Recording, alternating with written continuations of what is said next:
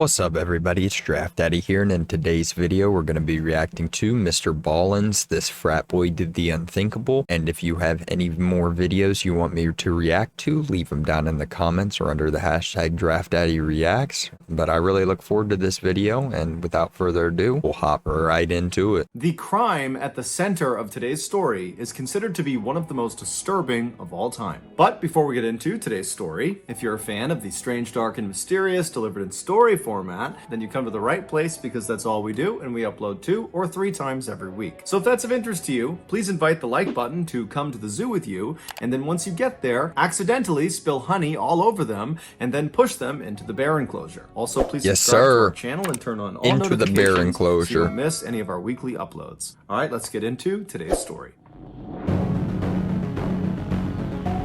I wonder what this frat boy did though, on the real. What'd he do?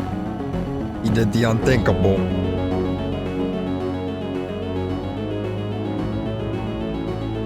Austin Harrop was born on December 21st, 1996, to a dentist and a pharmacist. They lived in a beautiful home in Palm Beach County, Florida, which is not only one of the nicest and wealthiest places to live in Florida, but it is one of the nicest and wealthiest places to live in all of America. And that's why, as of 2021, there are 44 billionaires that call this paradise their home. In 2010, when Austin was 13 years old, his parents suddenly got divorced, and within the same calendar year, both of his parents had new girlfriends and boyfriends. Now, of course, this was a shock to Austin and to his 1-year younger sister, Haley, but they both relatively quickly adjusted to their new normal. And that was in large part because the kids didn't move out. They stayed in the family home with their mom, and their father, he did move out, but he moved into a home that was very close by. About a year after the divorce, Austin began high school, and immediately he excelled. He was placed into all advanced classes, and within these advanced classes, Austin was consistently at the top of his class. Shocker. Austin was also a big athletic guy. He was about 6 feet tall and weighed about 200 pounds. And so naturally, he played football for all 4 years he was in high school.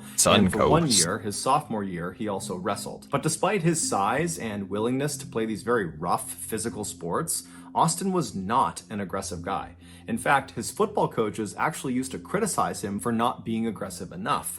And on game days, they would try to make him mad in hopes that would inspire him to go out there and smash some people. But it really didn't work, because Austin was Austin. He was just kind of a laid-back guy who was actually much more interested in helping people than smashing them. In fact, towards the end of high school, Austin became obsessed with trying to identify a career that would allow him to help the most people. And he was so passionate about this that when he spoke about it, a huge smile would kind of involuntarily appear on his face. And so because of this, and because of Austin's generally happy disposition, his father very lovingly began referring to him as the happy boy. Shortly before Austin's graduation in 2015, he received a letter in the mail from Florida State University, and it was informing him he had been accepted into their 4-year pre-med program. Austin had settled on medicine as being his intended career path to help the most people, and so being accepted into this very prestigious program was like a best case scenario.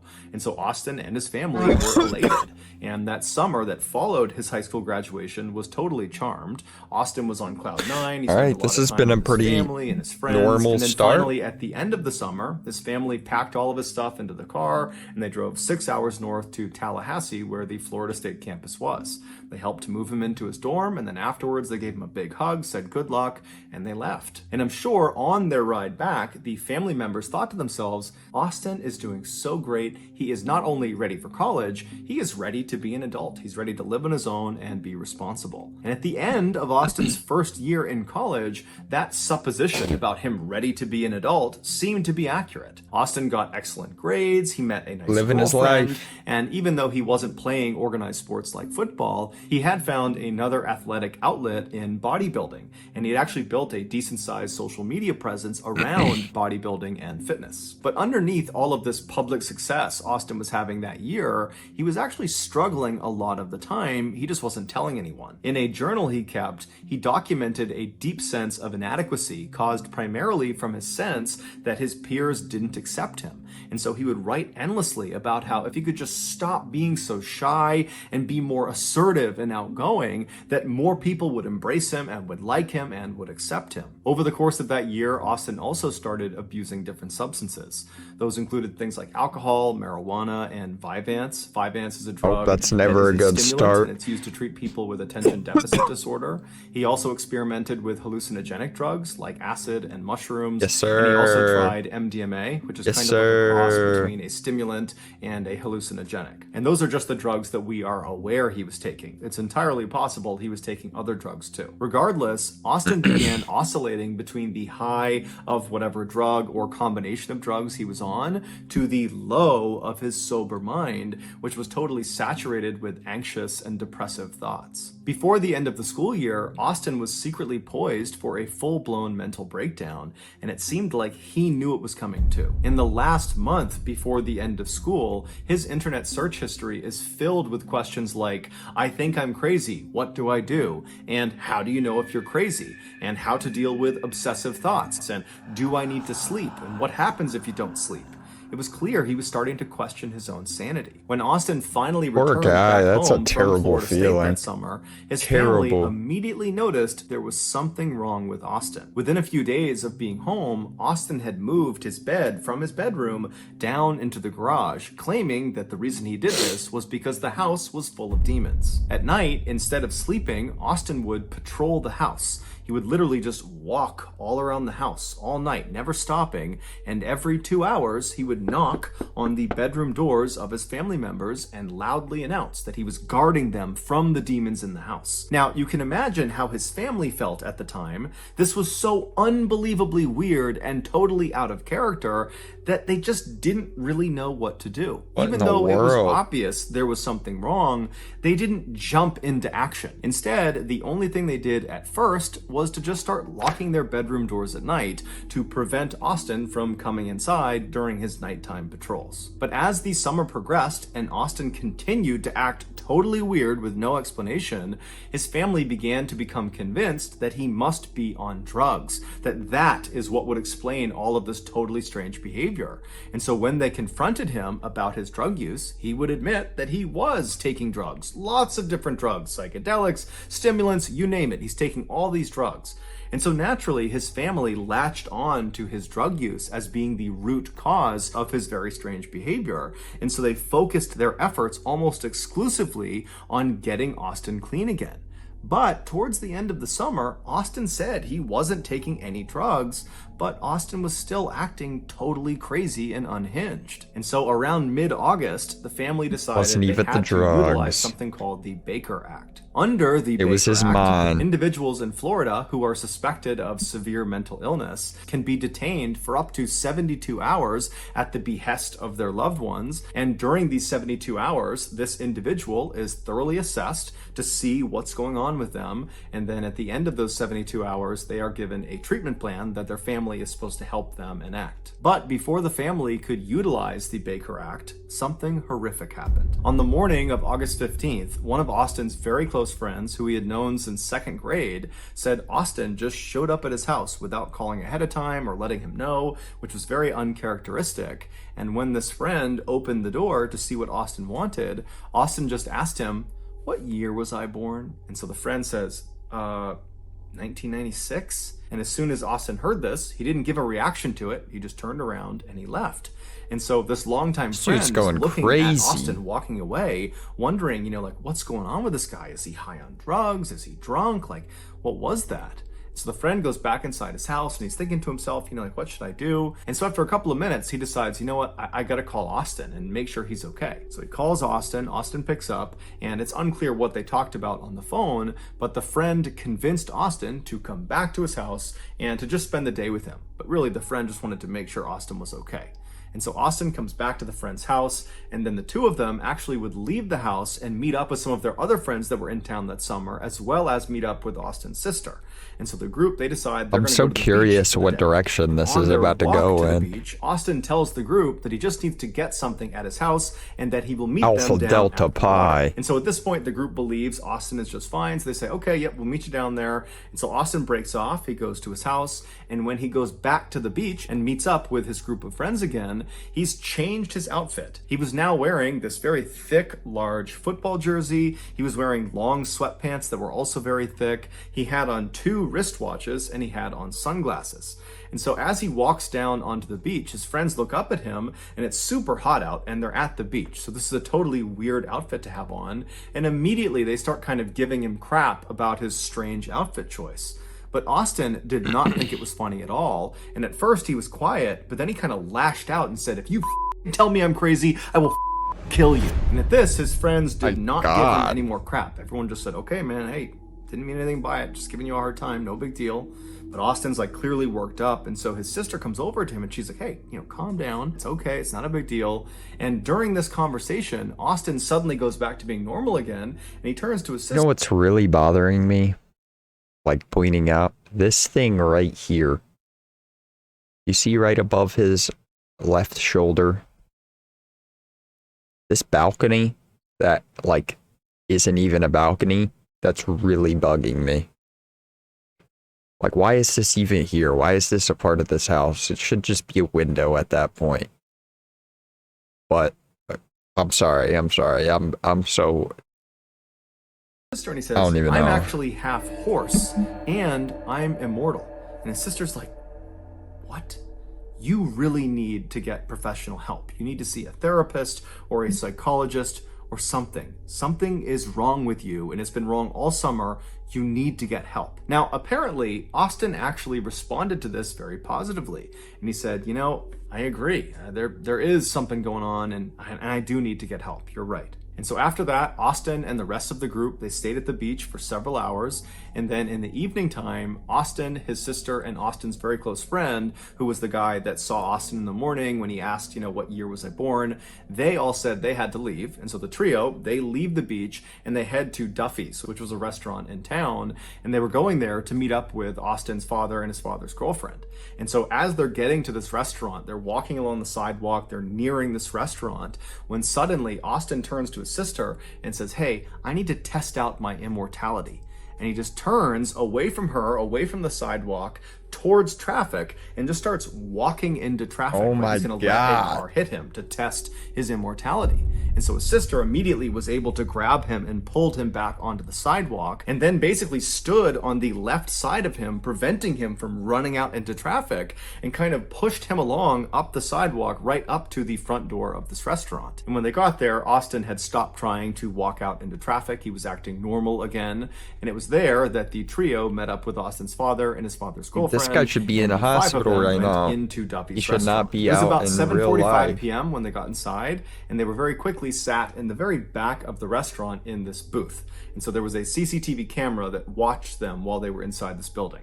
And so they're sitting at this booth, and about 3 minutes after having sat down, Austin gets up and walks away from the booth and walks as if he's going towards the bathroom, but then stops, doesn't go to the bathroom, turns around and walks back towards the front of the building, and then walks out the front doors, just leaves the restaurant altogether. Now, it's unclear if the rest of his family saw him do this. It doesn't seem like they did, but just a minute later, Austin comes back inside the restaurant and just walks right back to his table and sits down like nothing had ever happened. Less than 10 minutes later, Austin would get up again from his table, except this time, instead of feigning going to the bathroom, he just walks straight from his table right out the front doors of the restaurant and disappears. A couple minutes later, Austin's mother, who was not at dinner with them, she was at her home, which happened to be nearby this restaurant. She was home when she heard the sound of someone coming into her house.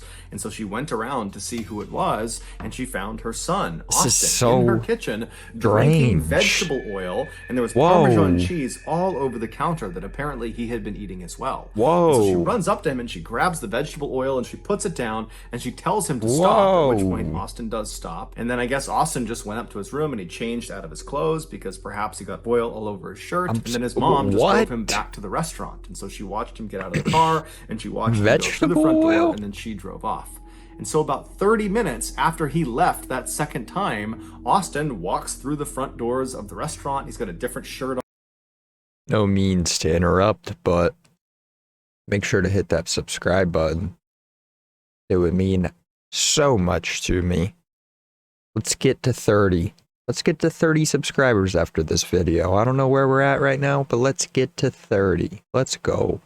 On, different hat on, and he just walks to the back of the restaurant where his sister, his friend, and his father's girlfriend are, and he sits down like nothing had ever happened. At first, it looks like everyone at the table is just silent, but then Austin's father very clearly says something to Austin, and it seems kind of hostile, and it would turn out Austin's father, who loved his son, was just totally at a loss for what to do with him, and he said to Austin when he sat back down, "What is wrong with you?" And at this, Austin just stands up and presses his father's face back up against his seat, kind of pinning him there. And then at some point, he just lets go, he leaves the booth, and he walks right out of the restaurant for a third time.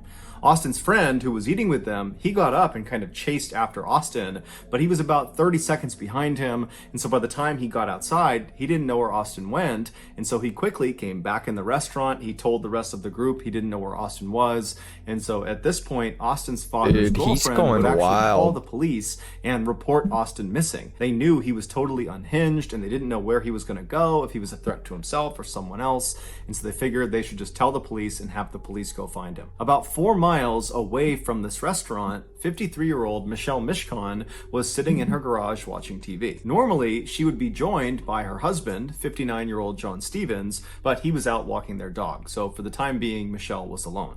The couple had been married for roughly 20 years. They had 3 kids together from previous marriages, and they were just totally in love with each other. That garage was like their happy place. That was basically like their living room. They loved having the door wide open so they could wave to neighbors and flag people down to have a drink with them or just chat with them. They were just known to be a very happy, loving couple that were fun to be around. And according to their kids, they had both recently retired. John retired from his landscaping company that he owned, and Michelle retired from her financial advisory job. And the two of them were apparently both just really excited about retirement life. They were excited to spend more time together and go out with their friends and go out fishing on their boat with their dog, and then also spend as much time as they could just lounging back in their garage. John and Michelle's neighbor across the street was a middle-aged man named Jeff Fisher. Jeff was fairly close with the couple. He would usually watch their dogs anytime they went away, and he would often go in their garage and have a drink and just kind of hang out with them. And so this particular night, he was over in his house and he was going to bed early. So he laid down in his bed, he's getting ready to go to sleep, when he hears some strange sounds coming from outside his window across the street over near John and Michelle's property. And so Jeff sits up in his bed and kind of strains his ears to see what it was that he heard. And as he's trying to listen for some faint sound, he suddenly hears a blood-curdling scream, a woman's scream, coming from across the street. And so Jeff instantly leapt into action. He jumped out of his bed, he ran downstairs, and he ran out his front door, and he looked across the street, and he saw this unknown man, some young man that was slamming the car door of Michelle's car that was parked in her driveway, and he begins walking up the driveway, and at the top of the driveway, Jeff sees Michelle is standing in the garage, and she looks totally terrified, and she's facing this unknown young man. And of course, this unknown young man was Austin Harif. Now, Jeff had no idea what was actually going on. All he knew was he heard this scream 4 miles away, and he's wild and out in a garage. And he's seeing a situation that just doesn't look good. And so instinctively, he decided he would just run across the street and make sure Michelle was okay. And if he had to, he would confront this unknown man, Austin. So Jeff begins running across his property, trying to get across the street to Michelle, but before he could even get across the street, he's looking up and he can see this guy, Austin, has grabbed Michelle and thrown her on the ground, and now he's on top of her and he's beating her. And so Jeff runs onto the driveway, and as he's going right up the driveway between the 2 cars that were parked there, Austin leaps off of Michelle. He turns around and he looks at Jeff and he says, "You don't want a part of this." And now Jeff, he's a pretty big guy, and so he's looking at Austin, and he knows that if he doesn't do anything, this guy is just going to continue pummeling poor Michelle, and he had no idea where John was. And so he ran up and kind of lunged at Austin, and as he did that, Austin swung and he hit Jeff right across the side of the head.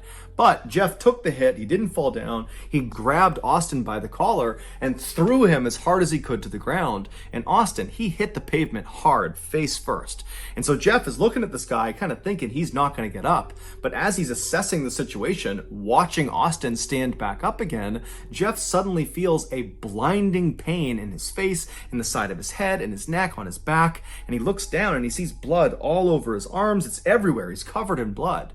It would turn out Austin was carrying a knife. And so when he punched Jeff, that knife went into his face, it cut the side of his head, it cut his neck, and it cut his back. He had 5 different puncture points from that one swing. And so Jeff believed at the time this was a potentially fatal wound. He was worried perhaps his jugular had been struck and he was bleeding to death. And he's seeing Austin stand back up, coming right after him with this knife.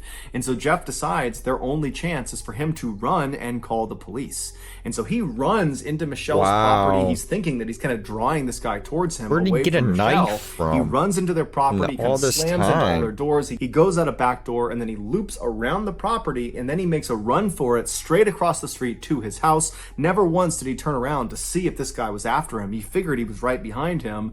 He gets to his house, he runs inside, he locks the door, and then he calls 911. Police and medical. Young man beating up a woman across the street. Are either of them injured? Can you tell from where you are? Yes, there's a girl laying on the ground. He beat her up. I ran over there. I'm bleeding profusely here at the moment. Okay. I don't know what happened. Can you tell if she's conscious?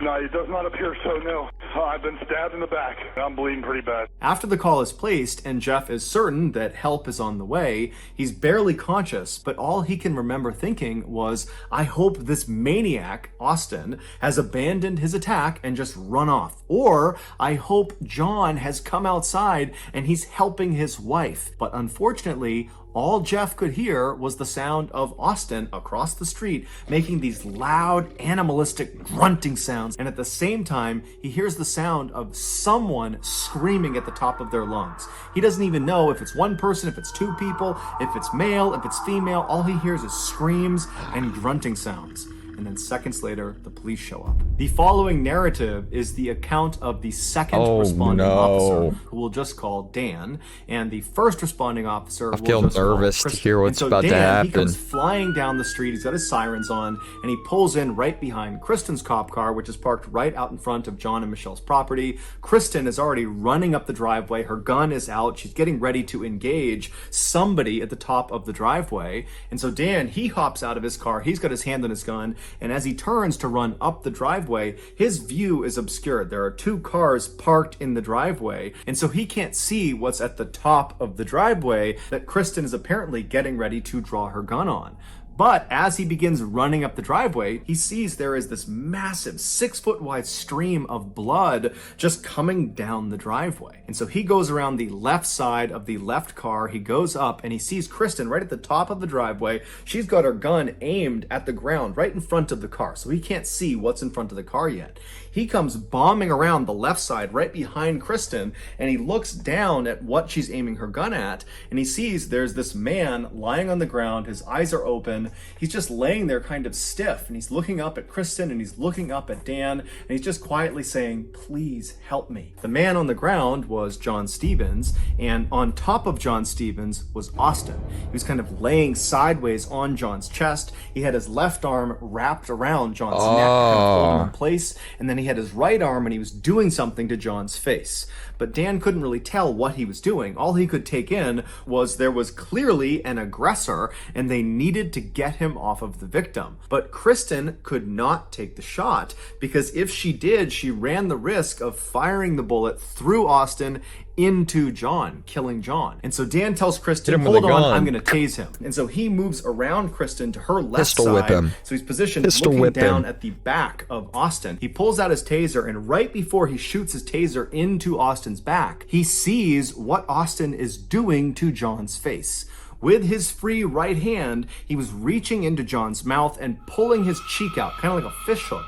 He was pulling it out as far as he could, and then he was biting into John's cheek, and he was ripping out pieces of flesh and chewing and swallowing them.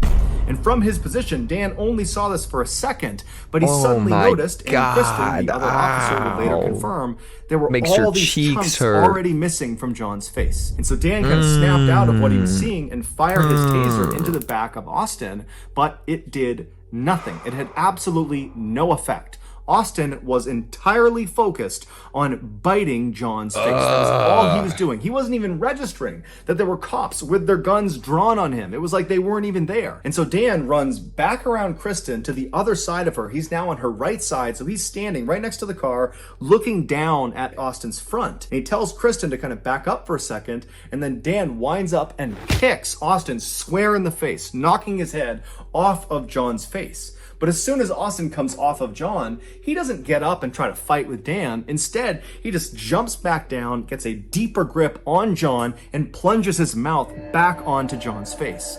And so again, Dan winds up and boots Austin square in the face, knocking his head back. But again, he's totally unfazed. He doesn't want to attack the officers. He just wants to eat John's face. And so he goes right back down, gets a tighter grip. He goes back and he starts chewing on John's face again. And so Dan was just repeatedly kicking him in the face. This is not what I was expecting. Over and over again, right as another set of officers showed up, and they had a canine. They had a dog. And so they come flying up, they kind of see the situation, and Dan tells them, release the dog. And so sure enough, they release the canine. The canine clamps down on Austin's right arm, the arm that was fish hooking and kind of pulling John's face out. And the dog really got a good bite on his arm and yanked it away from John's face. But Austin just instantly ripped his arm back, doing severe damage to his arm from the dog's teeth, and just repositioned himself and went back to biting John's face. And so the dog, just as it was trained, did another bite. It grabbed back onto Austin's arm, and it pulled it off of John's body, and so his arm is back like this again, and Austin, again, unfazed, just yanked his arm out of the dog's teeth, again, shredding the muscles of his arm, and gets back in position and continues to eat John's face. And then finally, the dog gets another bite into Austin's arm, and this time when the dog managed to yank Austin's arm away from John, Dan timed it so he booted Austin square in the face right as his arm was being pulled back, and he hit him hard enough that Austin actually flew off of John and landed on his back. And as soon as he was on the ground, Dan actually leapt over John and landed on Austin's face, smashing his head into the cement, which kind of stunned him for a second. And as soon as he was stunned, Dan whipped out his handcuffs, threw it over one of Austin's wrists, and began pulling him by the handcuff up the driveway away from John. But as soon as he had some separation and Dan went to put the other handcuff on Austin, Austin began fighting back, and he looked up at Dan and he screamed, "Kill me! I'm eating humans! Kill me!" Dan didn't even know what to do, and so he's trying to put the other handcuff on him the whole time. Austin is screaming, "Kill me! Kill me!" And so other officers had to run in, and then finally, after 3 other officers came over, they were able to hold Austin down long enough to get both handcuffs on him. After Austin was finally restrained, the officers checked on the victims. They checked on Michelle, who was in the garage, and unfortunately, she was deceased. I'm at such a loss for words. This is wow.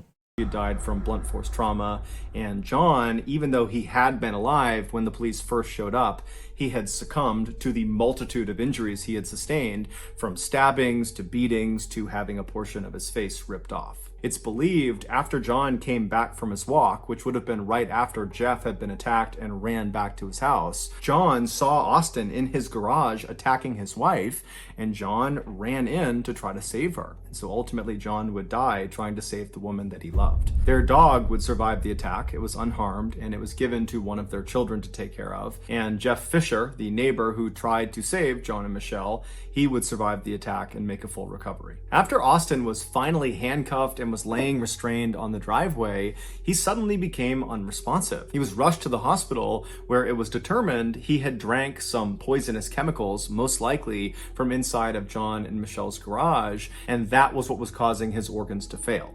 Ultimately, Austin would go into a coma for 11 days from whatever he ingested, but the doctors were able to save his life, and so he would come out of that coma and he would make a full physical recovery. It was initially assumed that because of Austin's drug abuse history, that he must have been on some drug when he perpetrated this heinous crime. It was speculated that he could have been on bath salts or flakka, which are these synthetic hallucinogenic drugs, which are very powerful, and at the time they were quite popular in Florida, and they'd caused some other users to go on these kind of wild, violent rampages. And so it seemed to make a lot of sense that he must have been on one of those.